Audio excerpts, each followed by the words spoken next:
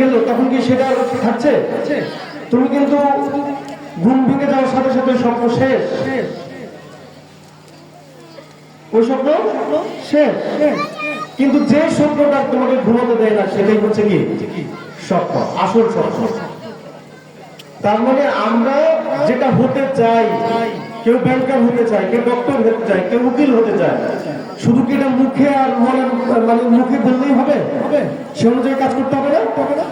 তাহলে আমাদেরকে এখন থেকে কি করতে হবে? ছোট ছোট মিশন নিতে হবে, ছোট ছোট উদ্দেশ্য সেট করতে হবে, লক্ষ্য সেট করতে হবে। এগুলো কিভাবে করবো? একটা লক্ষ্য হতে পারে যে ডক্টর হতে চায়, তার মানে তাকে এসএসসি এবং ইন্টারমিডিয়েটে অবশ্যই প্লাস পেতে হবে, আদারওয়াইজ সে কি করতে পারবে না? অ্যাপ্লাই করতে পারবে না। মেডিকেল কলেজে সে কি করতে পারবে না? অ্যাপ্লাই করতে পারবে না। তার মানে তুমি, তোমার স্বপ্নটা হচ্ছে ডক্টর হওয়া। এই ডক্টর হতে হলে যে ছোট ছোট যে মিশন গুলো আছে সেগুলো you have to be completed, otherwise তুমি এটাতে কি করতে পারবে না? অ্যাপ্লাই করতে পারবে না। তাহলে যে ডক্টর হতে চাচ্ছে, যে ব্যাংকার হতে চাচ্ছে, তাকে প্রথমে যেহেতু এই বোর্ড পরীক্ষা আর এসএসসি পরীক্ষা, এখানে তাকে ভালো রেজাল্ট করতে হবে। ভালো রেজাল্ট করতে হলে কি করতে হবে? সারাদিন মোবাইল টিপে টিপি করবো, টিকটক করবো, ফেসবুকিং করবো? শোনো, এটা ভালো কথা বলি। এখন আমি যে কথাগুলো বলবো হয়তো এগুলো ভালো লাগবে না, না লাগাটাই স্বাভাবিক। কারণ তুমি এখন যে এই যে আছো, তোমার চোখে রঙিন চশমা, তুমি দুনিয়াটা অনেক রঙিন দেখছো, অনেক কালারফুল, কারণ তুমি এখনো বাস্তবতা জানো না। তুমি যখন এসএসসি পরীক্ষা দিয়ে ইন্টারমিডিয়েটে ভর্তি হবা বিভিন্ন কলেজে, তোমারই ব্যাচমেট যে এ প্লাস পেয়েছে, যে গোল্ডেন এ প্লাস পেয়েছে, সেটা ভালো কলেজে ভর্তি হয়ে যাবে, তাই না? আর যে খারাপ রেজাল্ট করেছে সে যখন কোনো জায়গায় ভর্তির চান্স পাবে না, তখন তার কাছে মনে হবে যে দুনিয়াটা বিষাক্ত, দুনিয়াটা অত্যন্ত কষ্টকর একটা জায়গা, এখানে বেঁচে থাকাটাই হচ্ছে চরম সার্থকতা। তার মানে কি করতে হবে? আমাদেরকে সময়ের কাজটা সময় শেষ করতে হবে। এসএসসি পরীক্ষা চাইলে তুমি দ্বিতীয়বার দিতে পারবা না, দিতে পারবা, যে ফেল করবা সে আবার দিয়ে দেওয়ার চেষ্টা করবা, কিন্তু এটা কি ভালো দেখায়? একবার যখন ফেল করে ফেলবা, আশেপাশে সবাই বলবে যে একটু ফেলটুসের বাড়ি, আমরা কি সে ফেলটুস হতে চাই? তাহলে ভালো রেজাল্ট করতে হলে এই যে এই সময়টা 2-1 মাস আছে, এই সময়টাতে তোমরা সারাদিন পড়বা ভাই। যদি একজন যে ফার্স্ট বয়, তার যদি একটা পড়া শেষ করতে 1 ঘন্টা সময় লাগে, সে যদি 1 ঘন্টা শেষ করে, তোমার যদি সেটা 3 ঘন্টা শেষ করতে হয়, তাহলে তুমি 3 ঘন্টা পড়বা। তার 1 ঘন্টা শেষ হয়, কিন্তু তোমার 3 ঘন্টা শেষ হয়, তাহলে তুমি 3 ঘন্টাই পড়বা। আমি কি বুঝাতে পারছি কথাটা? সময়ের কাজ সময় শেষ করতে হবে, এটা না করলে জীবনে পস্তাবা।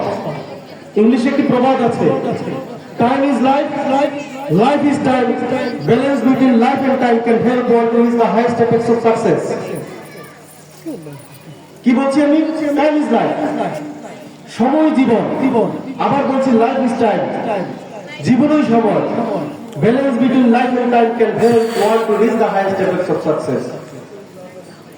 জীবন এবং সময়ের সাথে যে সামঞ্জস্য রাখতে পারে না, যে জীবনের সাথে সময়কে নিতে পারে না, সময়ের সাথে সময়ের কাজ যে করতে পারে না, সে কখনো সফলতার শিক্ষা আহরণ করতে পারে না, আরোহণ করতে পারে না। পারে?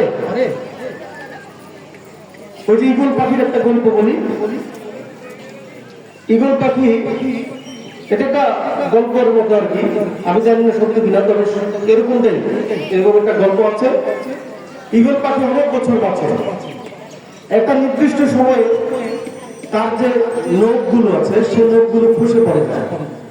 সাপের যেরকম চামড়া উঠে যায় না, চামড়া বদল হয়ে নতুন চামড়া উঠে, ঠিক তেমনি করে ঈগল পাখির কিন্তু ওই যে নখ যেটা দিয়ে সে শিকার করে, যে ঠোঁট দিয়ে সে ভক্ষণ করে, সেগুলো একটা সময় খসে পড়ে যায়, নতুন করে গজাইতে হয়।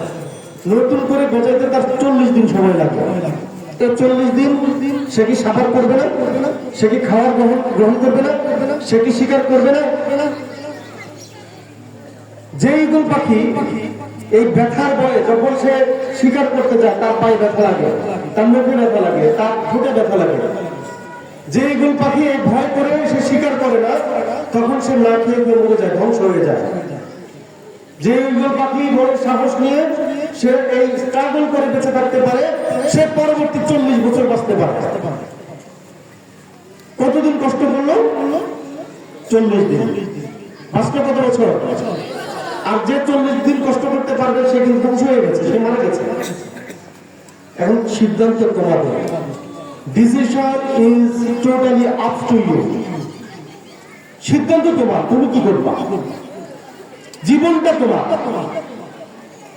তুমি কি করবা। তার মানে আমি যেটা বুঝাতে চাইছি, এই যে 2 মাস কষ্ট করলে তোমার এসএসসি রেজাল্টটা ভালো হবে, এটা হলে তুমি একটা ভালো কলেজে চান্স পাবা। ভালো কলেজে চান্স পেলে তোমার মধ্যে একটা অনুপ্রেরণা তৈরি হবে, একটা ইন্সপিরেশন ক্রিয়েট হবে। এটা থেকে তুমি কিন্তু উঠে গেলে, একটা ট্যাগে তৈরি হয়ে উঠে গেল। তখন তোমার মধ্যে একটা কাজ করবে, একটা মনের মধ্যে একটা কাজ করবে কি, আমি যেহেতু এসএসসিতে এত ভালো রেজাল্ট করেছি, ইন্টারমিডিয়েটে তো খারাপ করা চলবে না। তখন তুমি নিজেই বুঝবা যে এখন খারাপ করলে এটা আমার জন্য মান সম্মান মানে যাবে, এরকম একটা অবস্থা তৈরি হবে। তখন তুমি কি করবা, ইন্টারমিডিয়েটে ভালো করার চেষ্টা করবা। আর ইন্টারমিডিয়েট ভালো করলে তুমি একটা ভালো ইউনিভার্সিটির চান্স পাবা। ভালো ইউনিভার্সিটির চান্স পেলে তুমি তোমার লাইফটা সেটেল হয়ে গেল। কিন্তু ইউনিভার্সিটিতে ভর্তি হওয়ার পরে তো তোমার আর টেনশন নাই, ওটা অটোমেটিক্যালি হয়ে যাবে, পড়াশোনা এমনি হয়ে যাবে। তখন আর তোমাকে কেউ ডিস্টার্ব করবে না, কেউ কিছু বলবে না।